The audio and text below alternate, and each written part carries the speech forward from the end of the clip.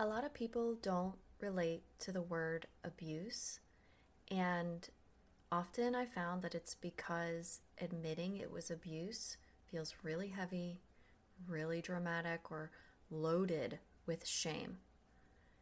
And for a lot of people, the word actually brings up thoughts like, well, that wasn't really that bad, or others had it worse than me, or even this, if I call it abuse, what does that say about me? So I want you to know that this hesitation doesn't come from a place of weakness. It comes from your conditioning. It comes from being taught to minimize your own experiences, to question your perceptions and realities, and maybe stay reasonable when something actually felt really, really wrong. And so over time, conditioning like this can make naming what happened as abuse feel really scary or really shameful, even more than living with the confusion that it left behind. So, in today's episode, we're going to talk about emotional control that doesn't look like abuse on the surface and why just gently naming it isn't about blame or victimhood or anything like that. It's about clarity. And clarity is where your power actually begins. So, welcome back to the Be a Better You podcast. I am your host, Allison K. Dagny, and I'm so excited to talk about this today with you because I have had a lot of people who I've worked with really hesitate to name the abuse. And I know that the reason has to do with the meaning that they're making it mean about them or about the situation. And I want you to know that there's a lot of power in naming it. So that's why today I want to go over these like subtle signs that you were emotionally controlled that maybe on the surface or to other people don't actually look like abuse, but that really are. So this episode is going to help you recognize forms of emotional control that maybe don't look aggressive or dramatic or so obvious, but they still leave you doubting yourself or shrinking yourself, and making yourself adapt to something that is harmful to you in ways that you didn't choose. So this is about recognition without defensiveness. I'm going to walk you through it pretty gently. Now, emotional control is really hard to identify. And if you've ever heard of the term covert narcissist or covert abuse or hidden abuse, this is what I'm talking about. Because when we are taught about abuse, at least probably years ago, maybe more now, it's becoming more mainstream to talk about what the subtle signs of abuse are. But I think in the past, we've always been taught that abuse is overt, or it is malignant, or it is obvious. And if that's what we think abuse is, then we're more willing to overlook things and not name it as abuse, right? If we're not experiencing physical violence or if we're not experiencing verbal insults, things like that, then we might say, oh, well, that's not abuse. But I'm going to tell you the things that are hard to identify can also be control, controlling behavior, coercive control, and abuse. So this happens a lot, especially when people in your life who are doing these things aren't necessarily cruel to you, aren't necessarily always in your face, screaming or, physically violent. Because we all know that that's abuse, right? It's the things that are hidden that we don't really recognize. So let's talk about these signs. Now, I'm going to give you several examples, but individually, sometimes these don't look like abuse, like if you just separate them out. But together, like if we were to put these into a package, then it starts to become something that looks a little different, more like control and abuse. So the first example is if you start editing yourself to avoid other people's reactions.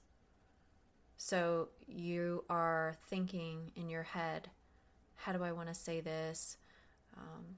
what's going to be the right way to behave here, what's going to keep them from getting upset.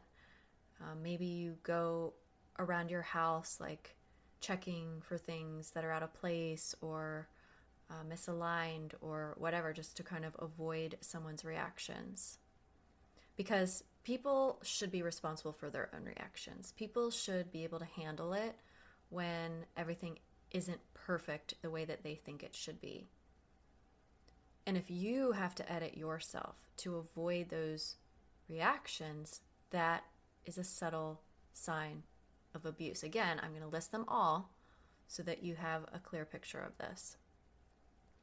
If you feel responsible for other people's emotions, this is probably something that happened to you very early on in your life when you were younger, growing up with a parent who was an alcoholic and you didn't know if you came downstairs if they were going to be in a bad mood or a good mood, right? And so you had to be really careful and tiptoe around so you didn't upset them, right? This is probably something that you learned early, like I'm responsible for other people's emotions. Maybe you had a mother who was very up and down with her feelings and emotions, and so you would always rush in to kind of help mommy feel better, or maybe do the dishes and clean up so she wasn't so stressed or didn't have a reaction. Right, so these kinds of things happen in our early childhood, and then we learn them and we keep them as trauma adaptations in other relationships. So if you're with someone now, or you have been in the past, and you feel responsible for their emotions, or maybe even current friendships or work responsibilities or whatever, if you believe I'm responsible for other people's emotions, then especially, like, it's not just about you believing it, but especially if you behave like you are, because if you don't, there's going to be hell to pay, criticism, backlash, or whatever, right? If you're on your own and you feel like you're responsible for other people's emotions and you're not even in a relationship anymore, this is just something that you need to work on personally to know that you aren't responsible for other people's emotions, okay? But it probably did come from abuse at some point in your life, because somebody making you believe that you're responsible for their emotions is abuse, because you're not. They're responsible for their emotions. Okay, so that's two. The third one is maybe you're always explaining your intentions. I didn't mean it, and that wasn't my intention, and here's where it was coming from, right? Those kinds of things, if you're always trying to explain your intentions, that could be a subtle sign of abuse, because the other person is constantly picking at you, poking at you, prodding at you, criticizing at you, right? And then you're on the defense, right? A healthy relationship doesn't include that. Now, I do have to say, right, I think if in a healthy relationship, if you did something inadvertently and it impacted your partner or another person, then really the intention doesn't matter, right? The outcome or the result is what matters.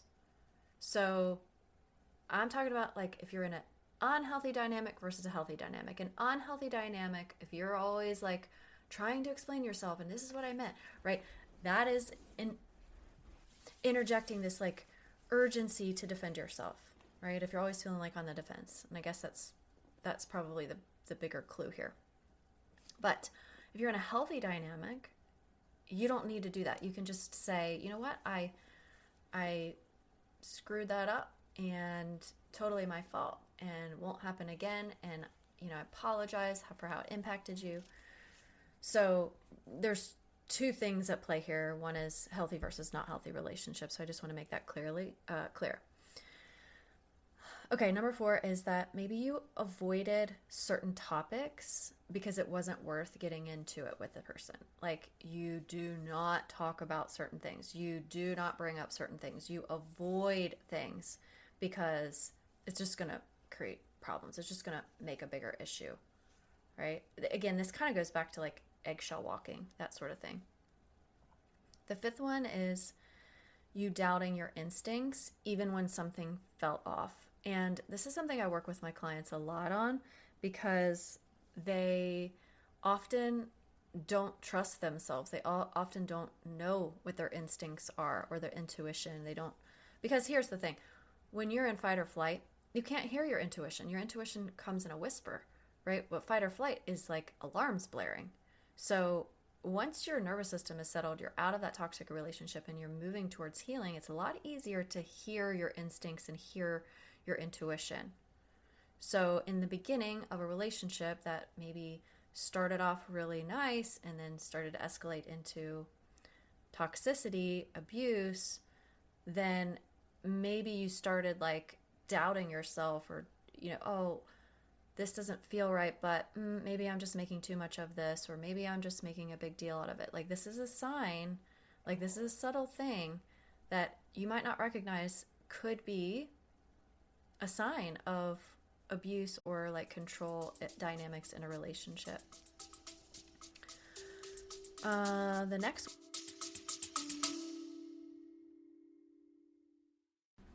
if you've been listening to this podcast and something in you keeps nodding along week after week, well, that's not random. It's your intuition nudging you that there's something deeper here for you.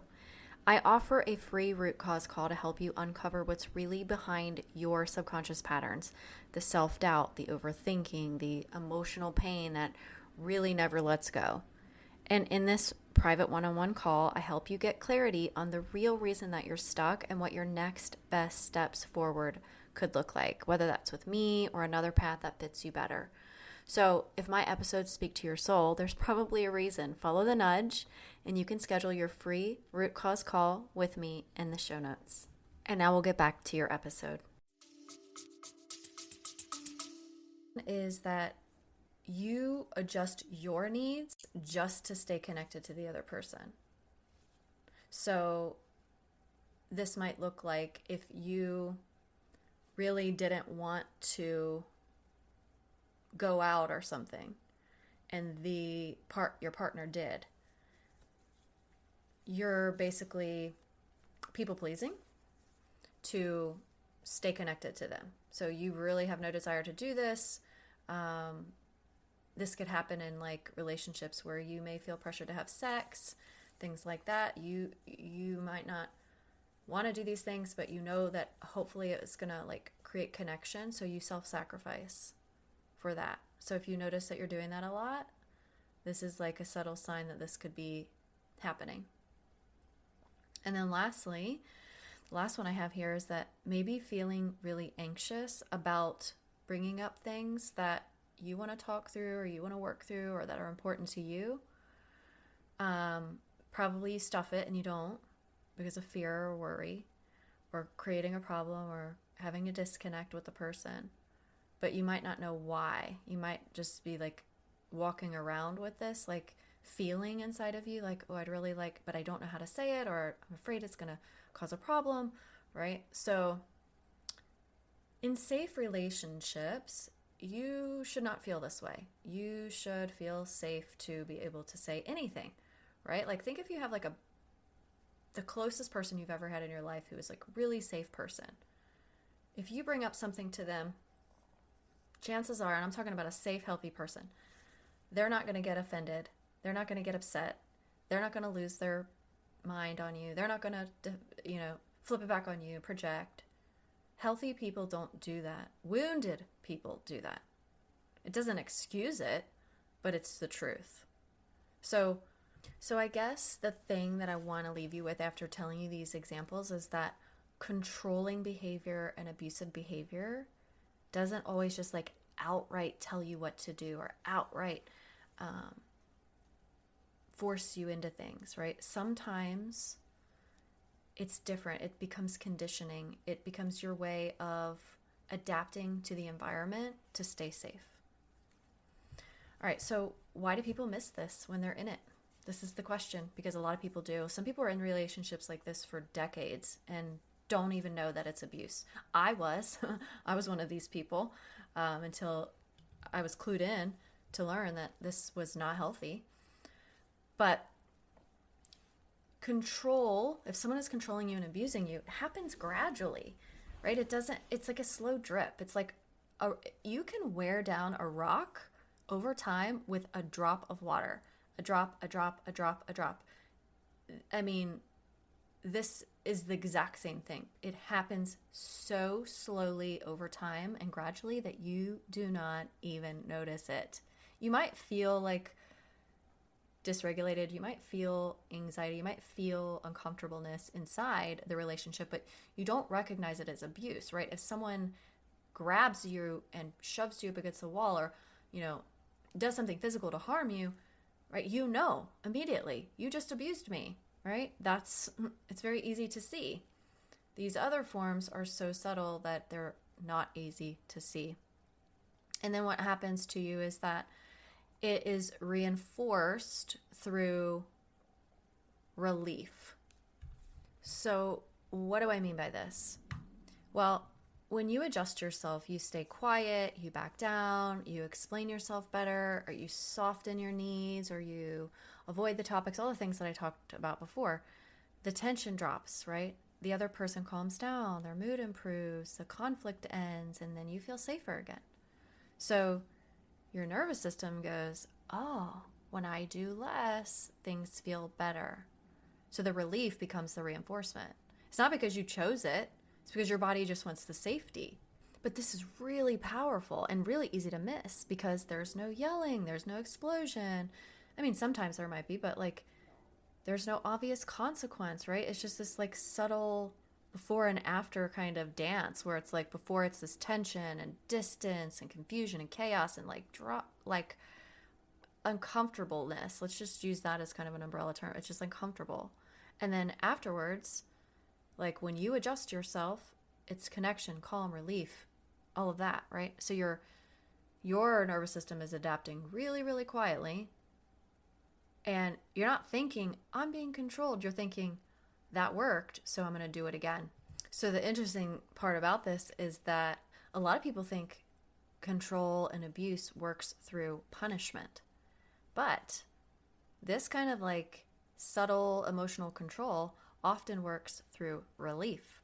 Because the moment you change your behavior, the tension releases, the tension eases, and your nervous system learns that staying smaller or quieter is what keeps you safe.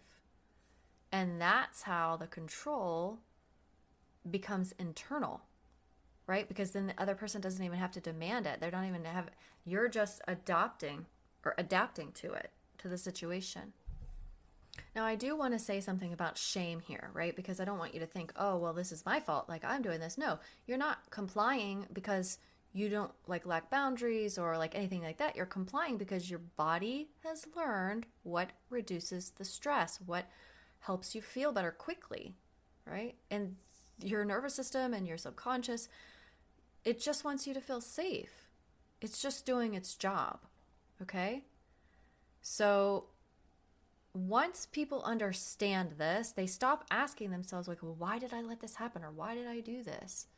And then you start to ask yourself, well, what did my body learn back then in that moment, whenever, and how can I teach it something new? And that is really the doorway to healing. Okay, so now that you're aware of how this happens inside a relationship with the abuse and all of that, being very subtle, being very covert, hidden, let's talk about how this shows up after the relationship. When the relationship is ended, when you're no contact, when you're no longer together. So this is going to look like overthinking decisions. Okay? You get into a freeze mode because you don't know what to do. You don't know how to decide what's the right thing, what's the wrong thing. If you go back to episode 178, you can listen to Struggling with Indecision and How to Build Self-Trust. And if you are somebody who's experiencing this, that episode will help you with that. But the next one here is fear of disappointing others. Oh, I'm going to let them down, or they're going to be upset with me, right? If this comes up after the relationship, this stuff is still lingering and it needs support and you need to be able to shift it. Hesitation around boundaries, I can't say no. I need to do what they want. I have to comply. I should just be quiet. I should shut my mouth, right? If you're hearing these phrases and you're nodding your head, right? This is because this is a program that you've been conditioned with. Questioning yourself constantly, chronically, worrying about what people are thinking. This is something I see all the time. Well, they're probably thinking this about me, or they're probably thinking that about me, or maybe they think this, or maybe they think that, right? This, you're putting you're putting this flashlight on you to be like, well, maybe I'm the problem, or maybe I did something wrong, right? And this comes up after the subtle signs of abuse in a relationship. So if you're experiencing this, now you know. And then feeling like you're too much, feeling like you're too sensitive, right? Feeling like you're too emotional, feeling like whatever, right? These are beliefs that you've carried because of the abuse of the other situations, whether that's growing up in your family, whether that's in an abusive relationship, whatever it is. All these things become programs that dictate how you feel and how you show up. But these aren't your personality traits, okay? Like if you say, oh, I'm an overthinker, or oh, like I'm just a people pleaser. Like these are not personality traits. These are learned responses. They are trauma adaptations. They are things that you have done, your body has installed to keep you feeling safe. But if you're identifying with those things and you're saying, oh, I am this, and this is just me, and this is how I am, it's my trauma, you're never going to be able to change it. So you have to be willing to think, okay, well, maybe this isn't who I am. Maybe I'm something else. Maybe there's more to me than these things that I've been made to believe about myself. And this really matters, okay? I want to talk about like why this really matters for your healing journey, because knowing these things about yourself is great, right? Oh, I know now. Thanks, Allison. Listen to your podcast. Cool. Like, I know these things, right? But the thing is, you can leave these relationships. No one is like chaining you to the house, right? Like, you might have obstacles in your way. You might have issues that you're trying to deal with in order to get into a better space. And that's a reality for a lot of people. Like, you don't have finances, or you really do know that you can't go anywhere because of your job or kids or like whatever, right? So I do realize that there are things that keep people in the way, or things that keep you from moving forward that are in your way. So you can leave the relationship, right? Let's just go with that for the first thing. But let's say you are able to leave. The conditioning is going to stay with you unless you do something about it. The emotional trauma is going to live in your body until you make changes, and the changes come from inside you. Okay, not how other people show up, not what other people are doing, right? Because you could be like, oh, well, if everybody else would just be nice, and if everybody else would just not be so mean, and if everybody else would just this and that, right, then I would be okay. But that's putting all the responsibility for your emotional well-being on everyone else. And not to mention, if that's true, then that means they have all the power over you. So you take your power back by saying, okay, I need to inspect my thoughts. I need to inspect my programs, the patterns that I am carrying, the conditioning that I've experienced, and then take the next step to start to change that. Because again, you can understand even things intellectually. You can understand why your abuser abused you because they were abused when they were a child, or they have motherly enmeshment, or they have a specific attachment style, right? But you still feel stuck, even though you understand it. You could read all the books in the world, watch all the podcasts, or listen to all the podcasts, listen to all the YouTube videos, right? But still feel stuck. You can understand the psychology behind it. That doesn't make anything change, right? And this is also why people feel so confused during the healing, because, you know, I understand all the things and I've left the relationship, but these things are still lingering. So if knowing why was like enough, knowing it's unhealthy, knowing it's toxic, knowing why I have these patterns, you already would be free. You would already have emotional freedom, but that's not what does it. What does it is getting to the root.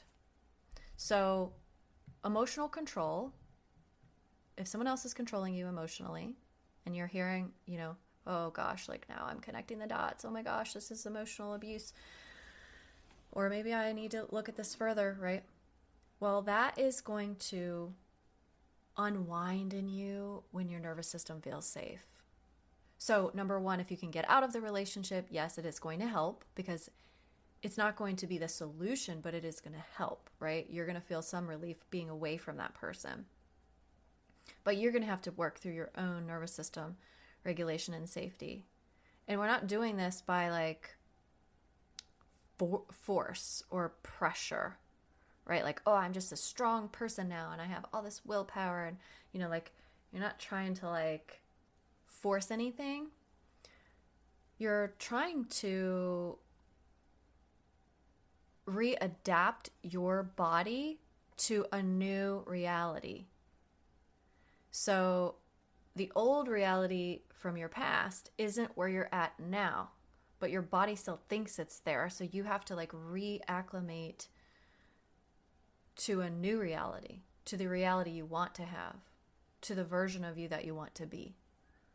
So it's not just like, oh, I'm just going to like be strong and be like a superwoman, right? No, it's about becoming safer in who you are in the moment now, instead of like still attaching to the abuse from the past.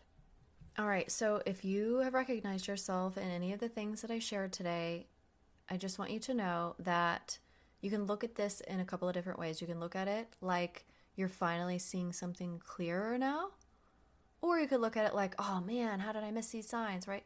But you get to choose. So which one do you want to choose?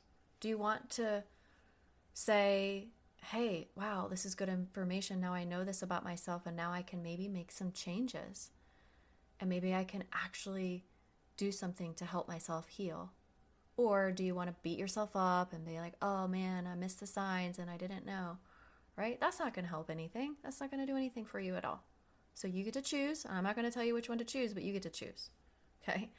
And if you want help unwinding this kind of thing, if you want help figuring out what's at the root of your subconscious mind from the trauma that you've experienced, from the emotional abuse that you've experienced, so that you can stop questioning yourself, so that you can actually move forward with clarity and confidence and peace and joy and have a great life, then just book a call with me and I'll help you. I'll give you that insight that I'm just going to pull right out of your subconscious mind. I just ask you questions and we figure out what's at the root of that. And then I'll guide you and say, here's what I think would help you most. Here's what I think I see as a possible solution for you, or what I would work on if I were you, or if I was your coach, what I would tell you to work through. So again, thank you for being here. I hope this episode has been helpful to you. I hope that you are recognizing forms of emotional control or abuse that maybe you didn't know before. And I wanted to take it from a little different angle today so that you could see it more in yourself versus like how other people are acting. And that subtlety that you were emotionally controlled is how abuse begins. For those of you who don't know, I help people calm the nervous system and rewire their subconscious minds after emotional abuse. And I'm building a simple daily tool to make it easier. So if you're not feeling ready for coaching, that's okay, but you still want a simple daily way to calm your nervous system, I'm inviting people to My Sound Mind, which is an audio library that I have built while I am actually creating the app to support you. And the link is in the show notes if you're interested in participating or learning more about that. So thanks for being here. And if you need me, you know where to reach me. You can always check me out on Instagram or Facebook or my website. All the links are in the show notes. Have a great day. Talk to you next week.